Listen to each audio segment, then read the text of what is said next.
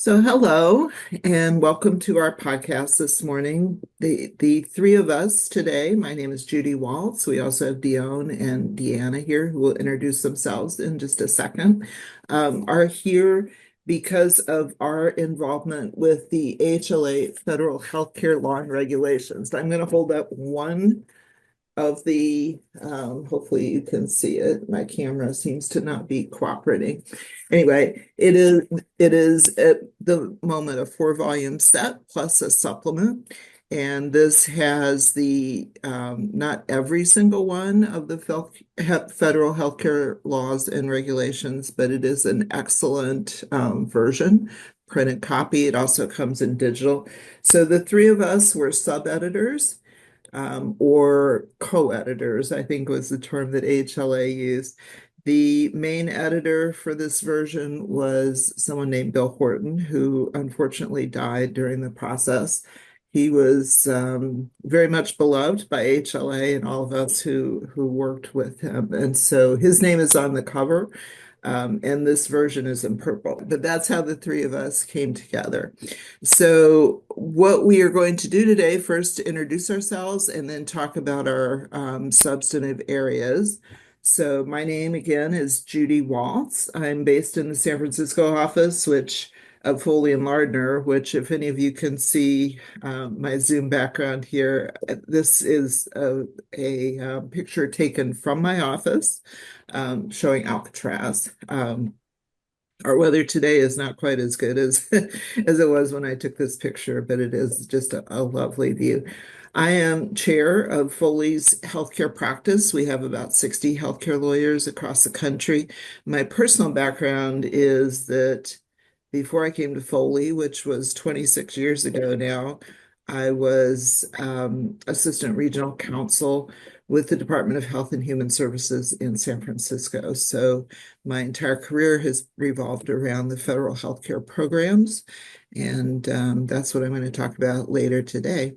So Dion, do you want to introduce yourself and tell us what you're... Sure, Yeah.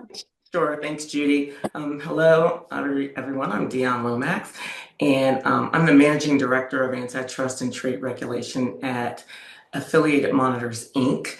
However, I'm also a law professor. I teach business law at the Questrom School of Business at Boston University. I teach in the undergraduate program, but I also teach in the online MBA program where I teach regulatory risk management. So that's fun. And I also have a courtesy appointment at BU Law where I occasionally will teach a healthcare antitrust course. So happy to be here. But before all of that, I was a partner at two national law firms where I exclusively practiced in the healthcare antitrust area. And prior to that, I was a trial attorney at the U.S. Department of Justice Antitrust Division's Healthcare Task Force. Thank you, Dion. And Deanna, how about you? Hello, everyone. I'm Deanna Hayes. I am a shareholder or partner attorney at Ogletree Deakins Tampa office. So I also have a nice view. Unfortunately, you can't see it in the video screen, but it's nice. I know in December it's quite cold in some other places, and Dion said she had some snow this morning, so definitely don't have that here in Florida.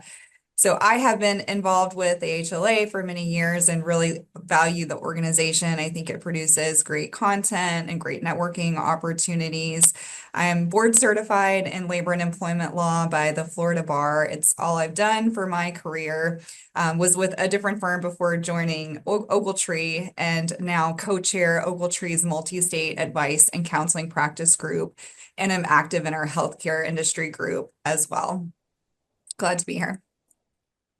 So Dion, I think we were going to go with you first, telling us about developments in antitrust. Yes, okay. I will try to make this brief, although there has been a lot happening. But before I even get into the enforcement issues, what I really want to highlight is that there have been some very significant policy changes at the federal agencies that I think really have been shaping enforcement trends and will continue to shape enforcement trends. To note have been essentially the withdrawal of a number of longstanding guidelines. Of course, that started last year, but the most recent was literally hot off the press just last week, the DOJ and FTC rescinded the antitrust guidelines for collaborations among competitors. Now, that's significant because those guidelines have been out there since 2000. And so, similar to what we heard from the agencies last year when they withdrew the healthcare guidelines, the agencies have pretty much said, look, we don't think given the healthcare, of course, we're talking about healthcare, but generally speaking, given the different current market dynamics, we don't think that these guidelines as they exist today are really reliable for businesses to be able to use as they assess their collaborative activities. Now, of course, businesses are like, well, wait a minute, there were pro-competitive examples in there were safety zones that were helpful, but the agencies say, hey, look, you've got statutes you can look at, you've got ongoing case law, and so we think that, obviously, we're going to be looking at things and analyzing things on a case-by-case basis, and the business community should do the same. So that's number one. But number two, you also had back in, I want to say May, you had the formation of the Department of Justice's Healthcare Monopolies and Collusion Task Force. Now, it still remains a bit murky and unclear exactly what they're going to be investigating. But one thing is for sure about that task force is that it is, I think, designed to get at and look at these more and more integrated healthcare platforms. And so this task force has economists and healthcare industry participants, and of course, lawyers and data scientists. And so, it remains to be seen exactly what their activities will be, but everyone's kind of taking a wait and see approach. Beyond that, of course, on the heels of that, you also have what I thought was pretty interesting, the development and the launch of healthycompetition.gov, which is a public-facing portal, I think designed to be the eyes and ears of the agency as different things are happening in the healthcare community, trying to leverage a little bit more of that input from the public to see if they can, I think, find out about especially roll-up transactions and things of that nature sooner rather than later. And then we also have the proposed changes to the Hart-Scott-Rodino Act, which are being touted as some of the most significant changes since the inception of the act in 1976, really trying to mandate more significant disclosures of things like what's the deal purpose and what are the various corporate relationships that exist at these different entities. Really trying to, once again, I think this is trying to get at what we see what's happening with private equity, especially private equity in the healthcare area. They're asking, hey, what prior acquisitions have taken place over the last 10 years? So those are some very significant policy changes, developments that I think that are going to have ramifications for years to come. Now, let me tell you just a few, 3 or 4 major enforcement actions that have happened over the past year. One, of course, most recently is the Department of Justice filed a lawsuit to block and challenge United Healthcare's $3.3 billion acquisition of Amedisys, which is an entity that would bring together, which is a home health and hospice entity. So the DOJ is concerned, of course, about consolidation in that area to the detriment of consumers. You also, of course, have what I think is just a continuation of the Federal Trade Commission's focus on pharmacy benefit managers, looking and analyzing pharmaceutical supply chains and pricing practices. And so, of course, the 3 largest PBMs, Caremark, Express Scripts, and OptumRx, have been sued with allegations that they are engaging in anti-competitive rebate practices that inflated the cost of insulin. You also had a hospital merger that was walked away from, I should say. Novant Health abandoned its acquisition of 2 North Carolina hospitals from Community Health Systems after the Fourth Circuit Court of Appeals granted the FTC's request for a preliminary injunction. And then even on the private side, you had back in May, 3 health systems suing MultiPlan, claiming that this repricing tools that they're using and the algorithms that they use for these repricing tools essentially is giving MultiPlan the ability to collude on price with other health insurers. I'll stop there and let you all talk about your areas. So Deanna, I think you're next. So, like Dion said, we've had a lot of activity in the labor and employment space over the past year, and things may continue to change because anytime we have a shift in political administration, there tends to be a shift in labor and employment issues because it seems that the parties have different enforcement priorities that come out with rulemaking. So the two kind of really key areas I would say over the past year that many employers have been watching, particularly those in healthcare, have been the FTC's rule potentially banning non-compete agreements, and then also the Department of Labor's rule that would have raised the minimum salary threshold for exempt employees.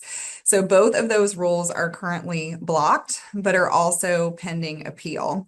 So taking them piece by piece here. So what the FTC's non-compete would have done, non-compete rule would essentially have prohibited employers from having that type of agreement. And it was unclear how far that might extend into other types of restrictive covenants, like non-solicitation clauses as well. The agency had basically just issued guidance saying anything that would effectively be a non-compete in effect, they would treat as such, even if it's called a non-solicitation or non-disclosure, if there's no way that that employee could then work for a competitor because of that restrictive covenant. There were actually 3 different cases challenging that FTC rule. There was one in Texas. It seems like that is the forum of choice when it comes to challenging government regulations, as district court in Texas. So we had a Texas case, and that was Ryan LLC versus the Federal Trade Commission. We had another case in the Middle District of Florida, which is in my neighborhood. It was Properties of the Villages versus the Federal Trade Commission. And then yet another case in Pennsylvania, ATS Tree Services LLC versus the Federal Trade Commission. Now, the Pennsylvania case is a case where the judge declined to grant a preliminary injunction, saying that it thought that the FTC had acted within its authority. And ultimately, ATS Tree Service did not pursue the injunction in that case, probably because the other 2 cases were pending. In the Texas case, first, we had a preliminary injunction that applied only to the state of Texas, and now we have a nationwide injunction that is in place. And similarly, we have the same thing in Florida, right? So the FTC has appealed both cases, probably hoping that there could potentially be a split and we would end up in the Supreme Court. So that is something that might happen. However, it's not clear how President Trump's administration will approach these lawsuits. They may decide to drop the appeals or enter into some type of settlement agreements that would include withdrawing the rule in its current form. So definitely something to continue watching for employers. And really, this is an area where the states aren't waiting for the federal government to come up with its own restriction. More and more, we're seeing states have very specific rules about whether or not non-competes are allowed in the first place. And we have several states that have an outright prohibition when it comes to non-compete provisions. California, which Judy may be familiar with because that's her home state. Also, Minnesota, Nebraska, North Dakota, and Oklahoma. There are many other states that require some type of additional consideration beyond the employment relationship to make that type of agreement binding. And then a good amount of states have compensation related requirements where an employee has to make a minimum salary or pay rate before you could have an effective non-compete agreement with that employee. So as a best practice or takeaway, if you haven't looked at your non-compete agreement template in a while, or really all of your restrictive covenants when it comes to non-solicitation, non-disclosure, it's a good time to do that and know that one size really does not fit all. So what you have in Florida probably won't work in California or Massachusetts. So something to be on the lookout for. With the DOL overtime rule, so what this rule would have done is raise the minimum salary threshold for exempt employees and it would have done it in two steps. So the first step actually did go into effect. It was on July 1st that raised the minimum salary to 43,888. And then January 1, that was set to raise to 58,656. So significant increases there. We had a nationwide injunction of that rule as well, and the DOL appealed at the very end of November on November 26th. And that case is called Texas versus Department of Labor, if you're tracking that one.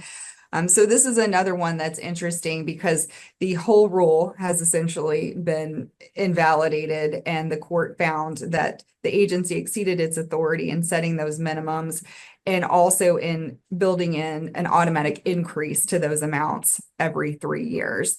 It's really hard to walk that back, as you may know, practically, if you're an employer, if you already raised salaries with that July 1st deadline.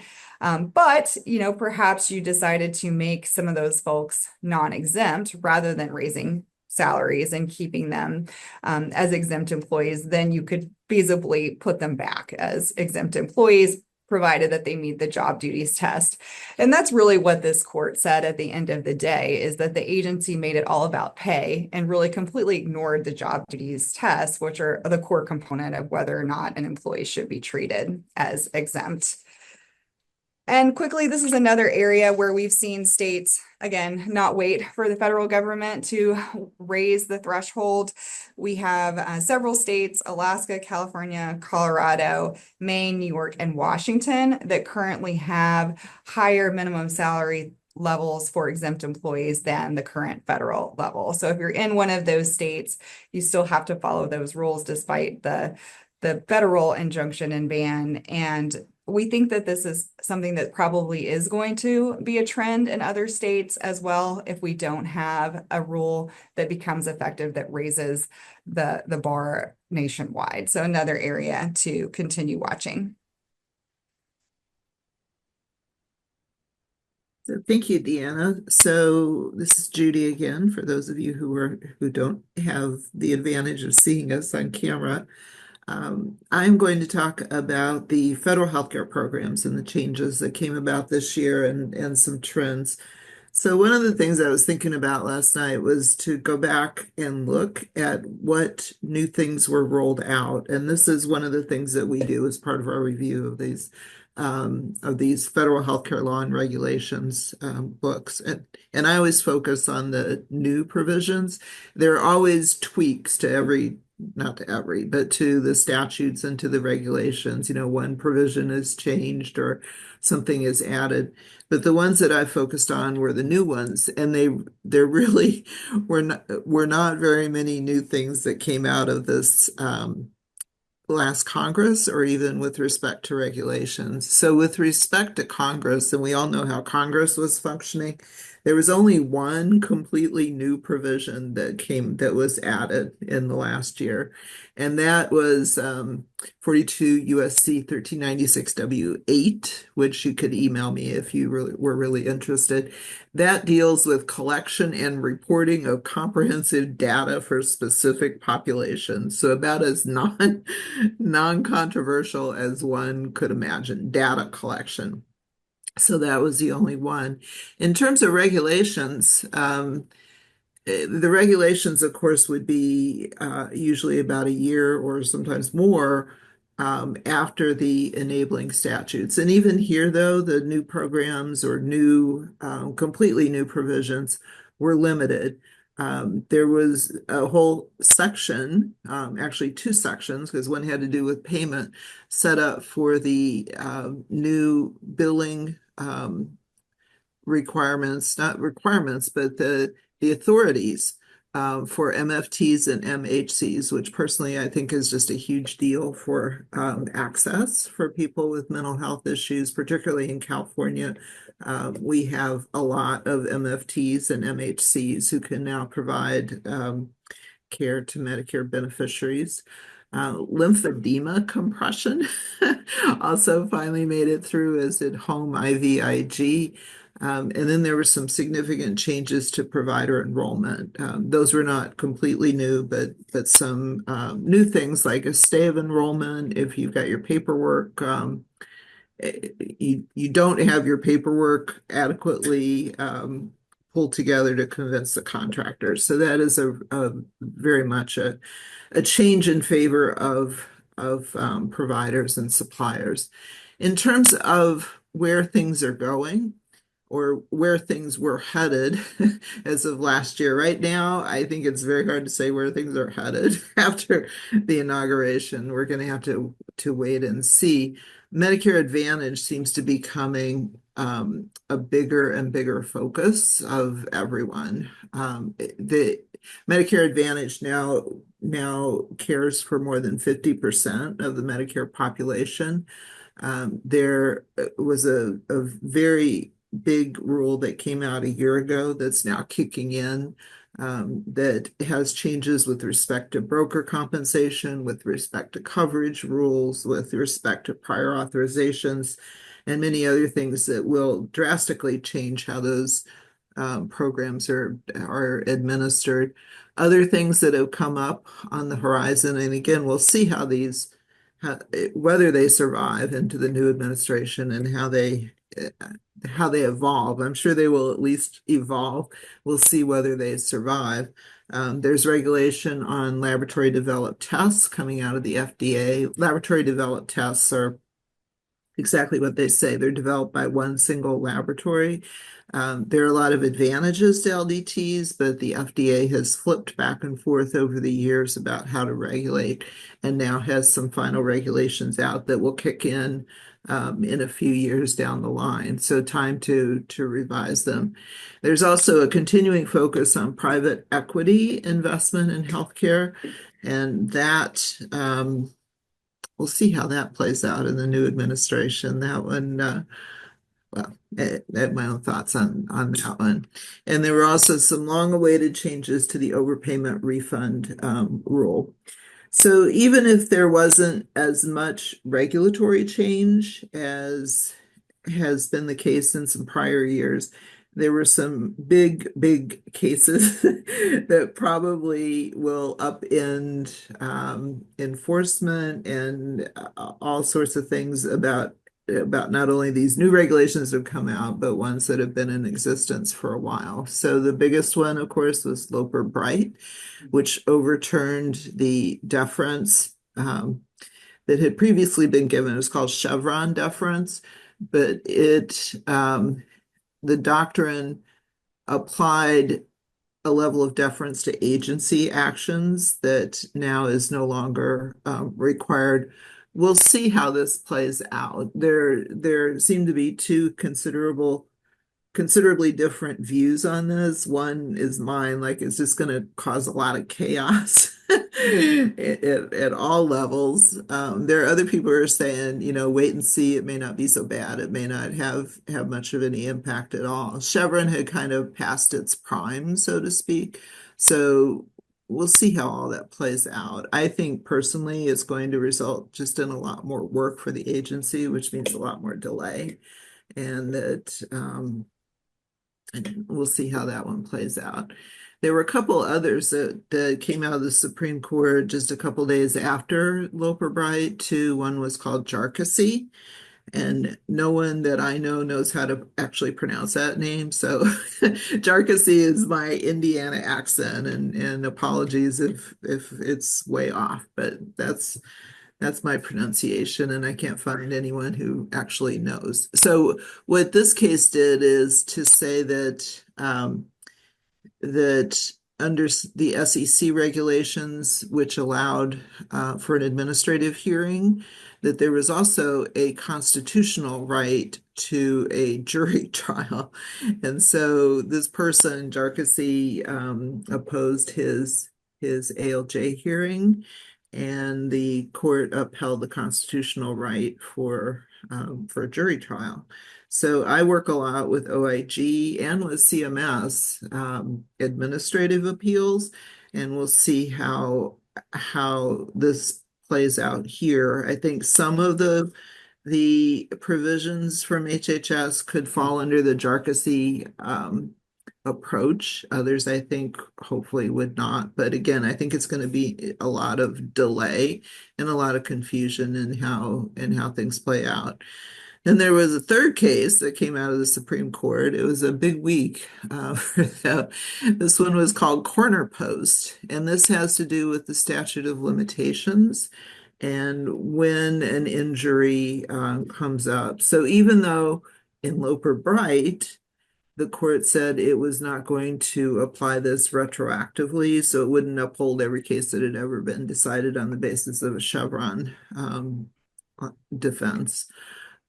Here, the injury is the determinative factor in deciding the start of the statute of limitations. So instead of, let's say, 6 years after the enactment of a particular provision, it would be 6 years after someone was injured by that particular provision that was enacted. So we'll see how that one plays out too. That also seems to me like it's like a revisit of prior cases, despite what the court said in Loper Bright.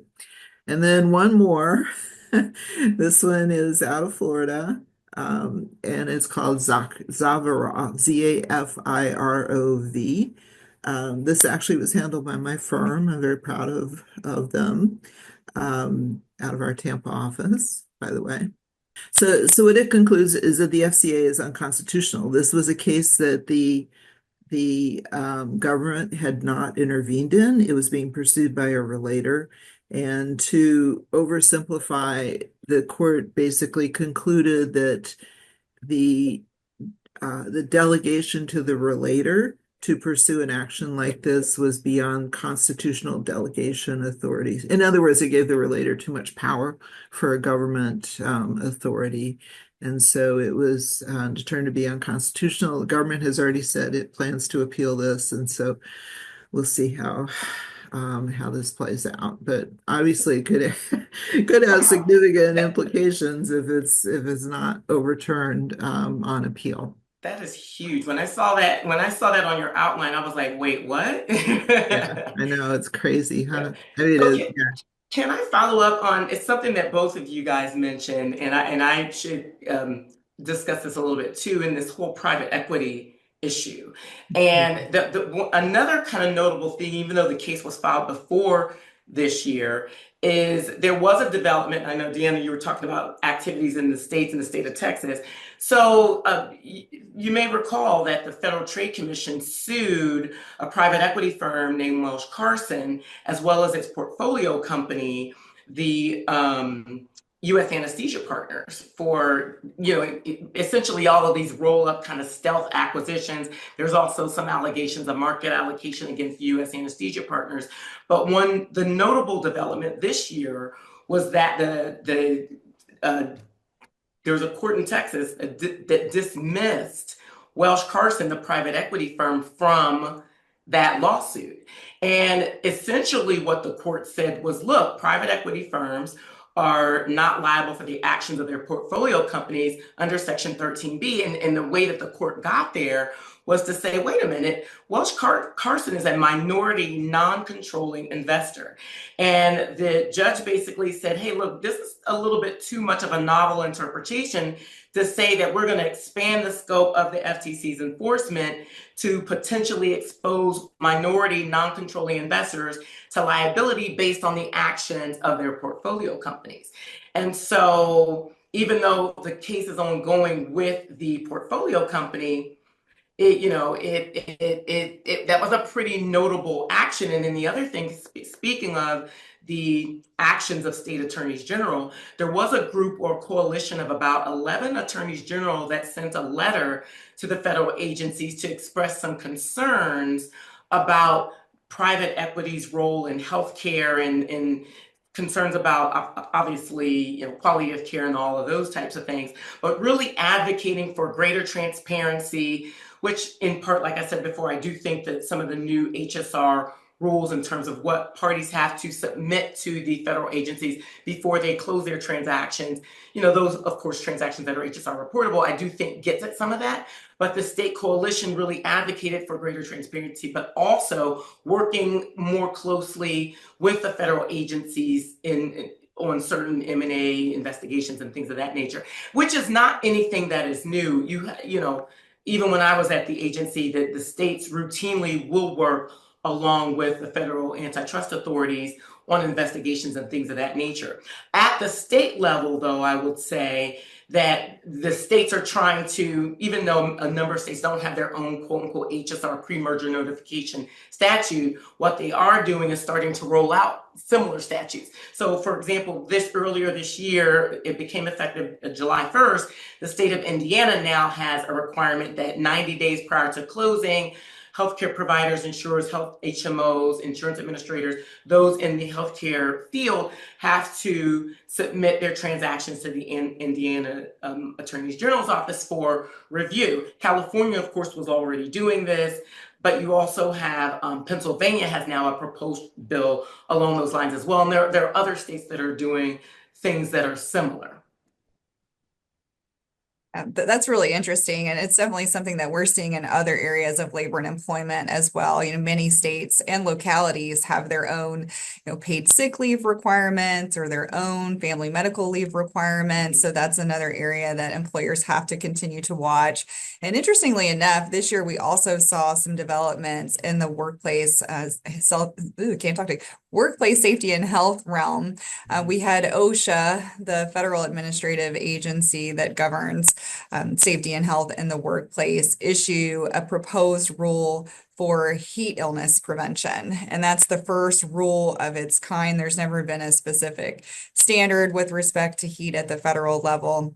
And before, OSHA has looked to enforce violations under its general duty clause, which is something that applies to all employers, that says all employers have a duty to keep employees safe from known and recognized hazards in the workplace. And I found that, I'm knocking on wood here for everyone listening, but not a lot of healthcare organizations have had to deal with OSHA on a frequent basis. That was until COVID, right? I think COVID changed things, and we had OSHA, doing more inspections in the healthcare space under the guise of this general duty clause.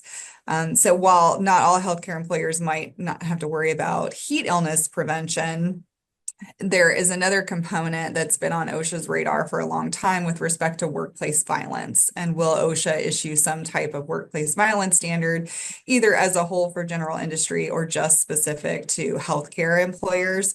So that's something else to continue watching. And in the meantime, states have really jumped into the arena in both of these areas. And now we have California, Colorado, Maryland, Minnesota, Nevada, Oregon, and Washington that have their own standards for indoor and or outdoor heat illness prevention.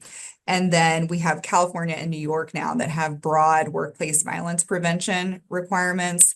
In Texas, you have to post a specific notice about how to issue complaints to the state regarding workplace violence.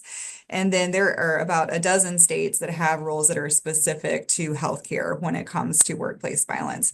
So that's another good area, when you're doing your annual policy review, to say, hey, what are we doing when it comes to workplace violence prevention and heat illness prevention, if that applies. So I have been through mandatory training on avoiding workplace violence here in California.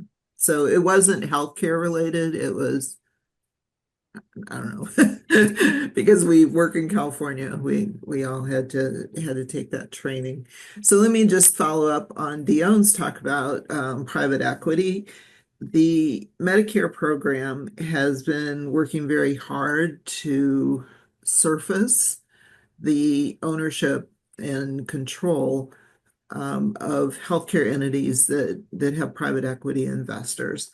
I think they have not figured out what to do with that information. And so right now they're requiring disclosure, but then there's not really an action that can be taken.